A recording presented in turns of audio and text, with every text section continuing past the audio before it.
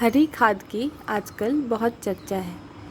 किसान भाई जानना चाहते हैं इसके क्या फ़ायदे हैं एवं इसे अपने खेतों में कैसे लगाएं। हरी खाद जो है ये एक बहुत अच्छी खाद होती है और चूंकि इसके लाभ बहुत ज़्यादा हैं इसीलिए इसकी चर्चा भी बहुत ज़्यादा हो गई है।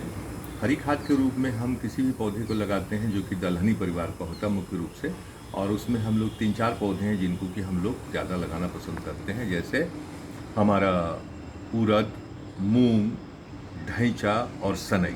ये 4 फसलें हैं। इसके अलावा जो है हम लोग कई बार जिसको कहते हैं हम लोग जलकुंभी या शीशम के पत्ते, सीरिस के पत्ते, इनको भी कई बार हम लोग अपने खेतों में डाल देते हैं और ये भी हमको हरी खाद का फ़ायदा देते हैं। हमारे बिहार राज्य में जो मुख्य रूप से जो लगाई जाती है हरी खाद के रूप में जो फसल, उसको हम लोग ढैंचा के नाम से जानते हैं। इसको लगाने के लिए हमें सबसे पहले अपने खेतों की अच्छी जुताई करनी चाहिए और जुताई के समय में ही इसमें हमें खाद दे देना चाहिए।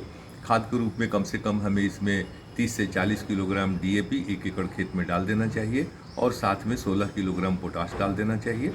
और उसके बाद हम खेतों में हल्का सिंचाई कर देते हैं और सिंचाई करने के बाद में इसके 8 से 10 किलोग्राम बीजों को हम अपने खेतों में डाल देते हैं। ये जब हमारे घुटने की ऊंचाई के हो जाते हैं, यानी कि 25 से 30 दिनों में ये ऊंचाई आ जाती है, तो उस समय में हम इनको रोटावेटर से या कल्टीवेटर से इनको हम खेतों में पलट देते हैं और पलटने के बाद में फिर खेत में हम हल्का पानी कर देते हैं जिससे कि आसानी से सड़ जाते हैं। एक बात और जानने की है कि जो ढैंचा हमारी होती है, ढैंचा का जो तना होता है उसका जो पीएच मान होता है वो 4.5 से लेकर के 4.8 के बीच में होता है। इसका नतीजा ये होता है कि हमारे वो खेत जिसमें कि बहुत सारे रेह की संभावना रहती है या लवण युक्त मिट्टियाँ जो होती हैं, उनमें जब हम ढैंचा का प्रयोग करते हैं तो उनमें ये सुधारक का काम करता है और वो फसल हमारी जो आगे की होती है उसमें बहुत अच्छा उनका विकास होता है, क्योंकि लवण के कारण फसलों का विकास जो है अवरुद्ध हो जाता है। तो ये फसल सुधारक का भी काम मिट्टी सुधारक का भी काम करता है और फसल के लिए बहुत फायदेमंद होता है। एक बात और ध्यान देने की है कि अगर हम ढैंचा के कुछ पौधे खेत के अगल बगल में लंबे अवधि तक के लिए लगा देते हैं तो इससे 2 फायदे होते हैं।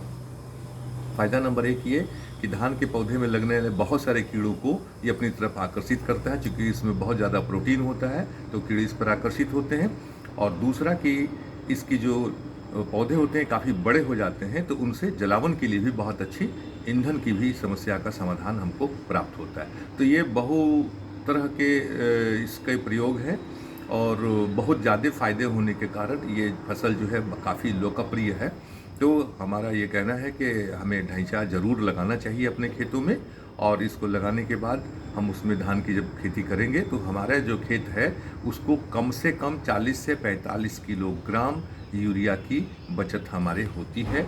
और साथ ही साथ हमारा जो फास्फेट है, पोटास है या अन्य पोषक तत्व हैं, उनकी उपलब्धता का प्रतिशत और पौधों की जो लेने की क्षमता है उसमें भी बहुत ज़्यादा वृद्धि हमारी देखने को मिली है।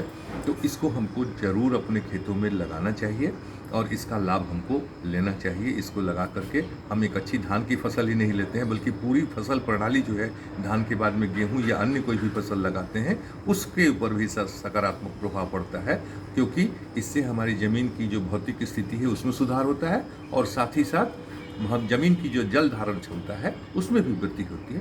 तो ढैंचा को हम हरी खाद के रूप में निश्चित रूप से अपनावें, इससे हमको दूरगामी लाभ मिलेंगे। धन्यवाद।